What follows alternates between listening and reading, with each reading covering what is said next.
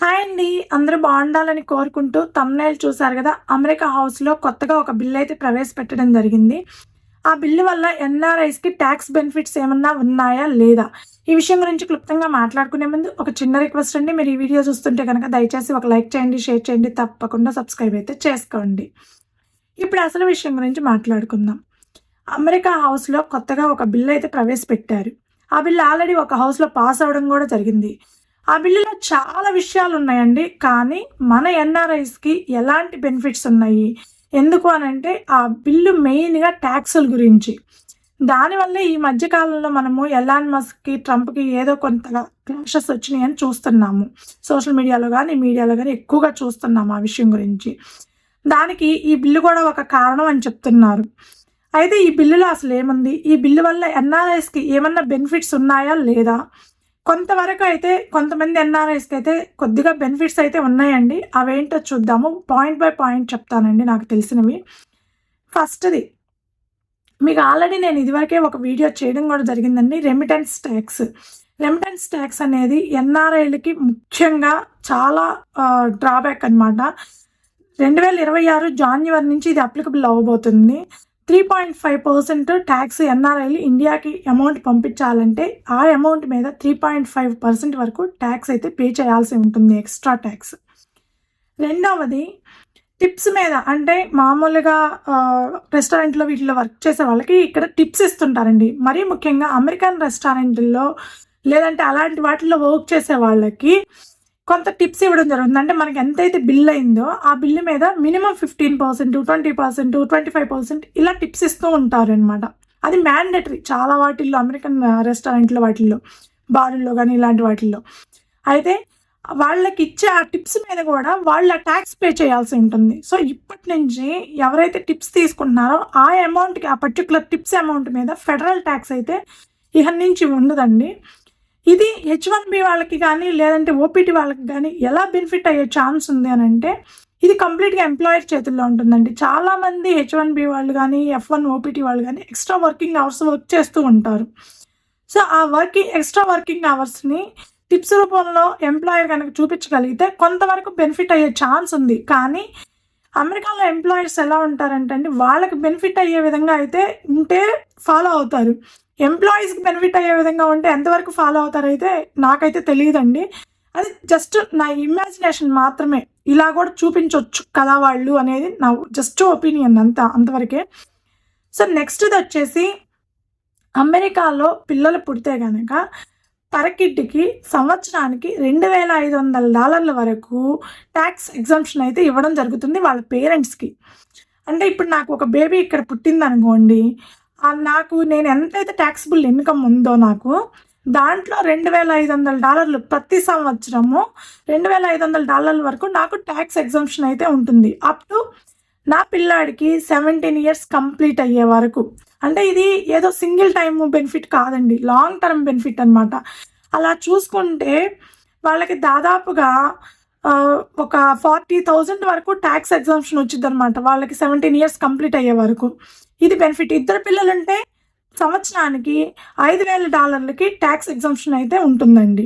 అది 2028 దాకా మాత్రమే. 2028 నుంచి $2,000కి మాత్రమే ఎవ్రీ ఇయర్ టాక్స్ ఎగ్జంప్షన్ అయితే ఉంటుంది పర్ కిడ్‌కి. ఇద్దరు కిడ్స్ ఉంటే 4,000కి టాక్స్ ఎగ్జంప్షన్ అయితే ఖచ్చితంగా ఉంటుంది. ఇది ఓన్లీ సిటిజన్స్‌కే కాదండి. జీసీ ఉన్నా, ఎఫ్-1 ఓపీటీ మీదున్నా, హెచ్-1బీ మీదున్నా, ఎల్-1 మీదున్నా ఎవరికైనా సరే అందరూ ఈక్వల్లే వీటి వరకు.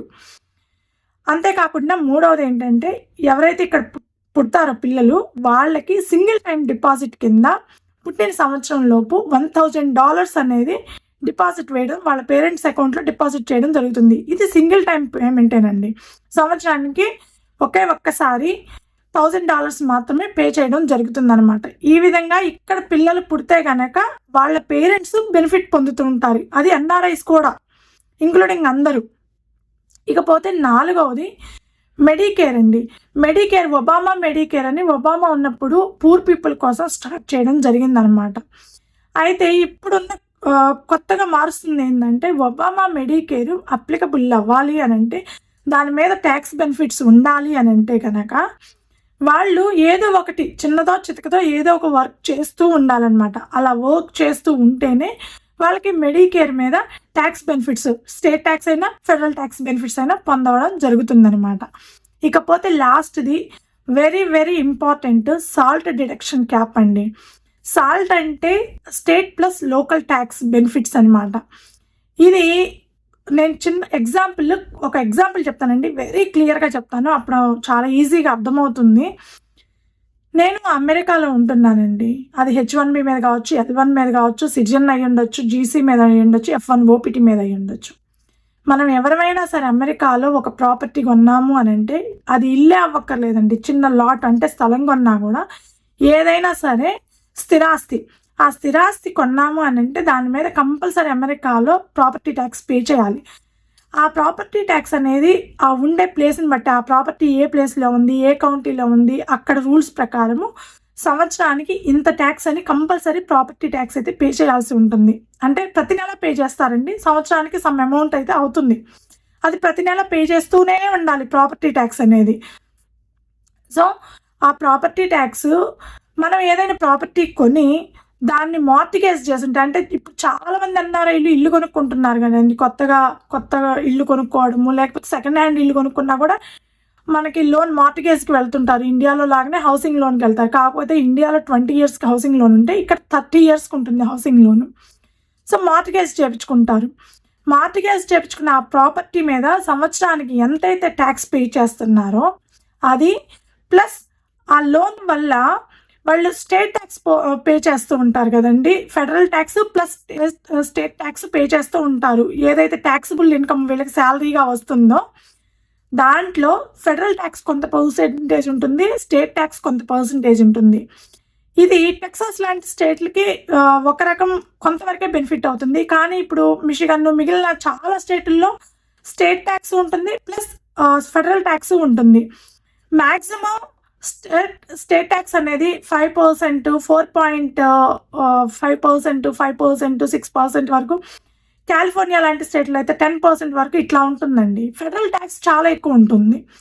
అయితే ఎవరైతే ఈ ప్రాపర్టీ ట్యాక్స్ పే చేస్తున్నారో వాళ్ళకి property tax plus state tax benefits అయితే ఇదివరకు $10,000 వరకు పర్ ఇయర్ క్యాప్ ఉండేదండి. అంటే $10,000 వరకు వాళ్ళు ట్యాక్స్ ఎగ్జంప్షన్ ఉండేది వాళ్ళకి. కానీ ఇప్పుడు కొత్తగా ఈ $10,000 ట్యాక్స్ ఎగ్జంప్షన్ని $30,000కి పెంచడం జరిగింది. అంటే నేను సంవత్సరానికి నా ప్రాపర్టీ మీద ఒక $12,000 ప్రాపర్టీ ట్యాక్స్ పే చేస్తున్నాను. ప్లస్ నా ట్యాక్సిబుల్ ఇన్కంలో నేను స్టేట్ ట్యాక్స్ ఒక అరౌండ్ 10,000 పే చేస్తున్నాను. సో టోటల్ కలిపి property tax plus state tax కలిపి నేను 22,000 పే చేస్తున్నాను. నాకు ఇప్పుడు ట్యాక్స్ ఎగ్జంప్షన్ క్యాప్ పెరగడం వల్ల 30,000 అయింది. అంటే నేను ఈ $22,000 పే చేయాల్సిన అవసరం లేదు అనమాట. అంటే సింపుల్గా చెప్పాలంటే property tax plus state tax మనం పే చేయాల్సిన అవసరం ఉండదు. ఎప్పుడు ఆ ప్రాపర్టీ మీద మార్టిగేజ్ లోన్ ఉన్నప్పుడు మాత్రమే.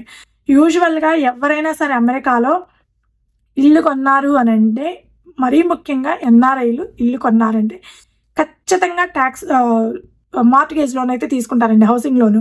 మొత్తం మనీ పెట్టి అయితే ఎవరు తీసుకోరు, అంత అమౌంట్ కూడా వీళ్ళ దగ్గర ఉండదు. అంటే నేను చెప్పేది దోచుకునే వాళ్ళ సంగతి కాదండి, దోపిడికి గురయ్యే వాళ్ళ సంగతి, అంటే ఎంప్లాయీస్ సంగతి నేను చెప్తుంది. సో మ్యాక్సిమం ఎన్ఆర్ఐస్ అమౌంట్ రావాలంటే కొంత డౌన్ పేమెంట్ కట్టేసి మిగిలిందంతా హౌసింగ్ లోన్కి వెళ్తూ ఉంటారు. సో అలా హౌసింగ్ లోన్కి వెళ్ళినప్పుడు అలాంటి వాళ్ళకి ప్రాపర్టీ ట్యాక్స్ ప్లస్ ఆ స్టేట్లో ఉండే స్టేట్ ట్యాక్స్ బెనిఫిట్స్ అయితే పొందవచ్చు అనమాట. సో టోటల్గా ఈ రెండు పే చేయాల్సిన అవసరం లేకుండా సరిపోతుంది. ఎందుకు? ఆ క్యాప్ అనేది ట్యాక్స్ ఎగ్జంప్షన్ అనేది 10,000 నుంచి 30,000కి పెంచడం వల్ల. ఇది చాలామంది ఈ మధ్య ఇల్లు కొనుక్కునే వాళ్ళందరికీ చాలామందికి బెనిఫిట్ అవుతుందండి ఖచ్చితంగా ఇది. ఇకపోతే నెక్స్ట్ది మనకి సోలార్ ప్యానల్స్ వాడుతుంటాము, అదేవిధంగా కరెంట్ వెహికల్స్ వాడతాము. టెస్లా లాంటి కరెంట్ వెహికల్స్ బ్యాటరీస్ మీద రన్ అయ్యాయి కానీ, లేదంటే మనకి ఎక్కడైనా ఇళ్ళ కాడ కానీ ఎక్కడైనా సరే సోలార్ ప్యానల్స్ అటాచ్ చేసుకుంటూ ఉంటారు కదండి.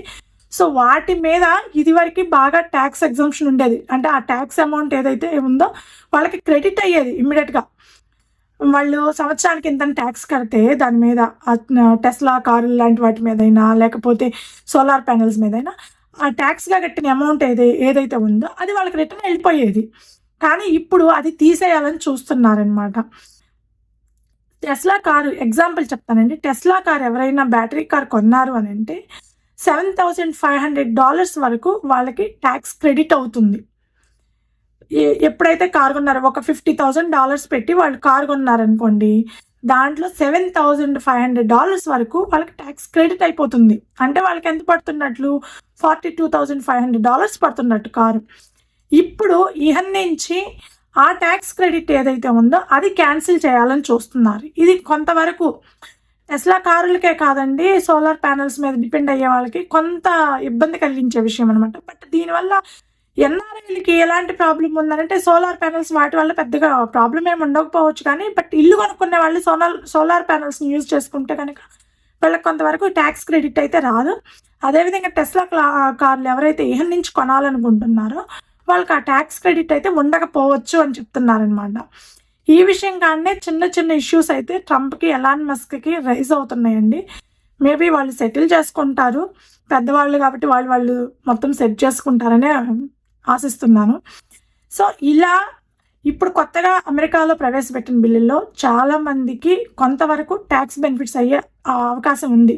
ఎందుకంటే అమెరికాకు వచ్చిన చాలామంది ఎన్ఆర్ఐస్లో ఏదో ఇల్లు కొంటున్నారు, లేదంటే ఆల్మోస్ట్ పిల్లలన్నా ఒకళ్ళో ఇద్దరు ఇక్కడ పుడుతున్నారు. కాబట్టి పుట్టిన పిల్లల ద్వారా అయినా లేదంటే ఏదన్నా ఇల్లు కొనుక్కున్నా సరే ఇలా ట్యాక్స్ బెనిఫిట్స్ అయితే కొంతవరకు పొందే ఛాన్స్ ఉందన్నమాట. ఇదండి అమెరికాలో కొత్త బిల్లు, న్యూ ట్యాక్సుల గురించి. ఈ వీడియో మీకు నచ్చుంటే కనుక దయచేసి ఒక లైక్ చేయండి, షేర్ చేయండి, తప్పకుండా సబ్స్క్రైబ్ అయితే చేసుకోండి. Thank you.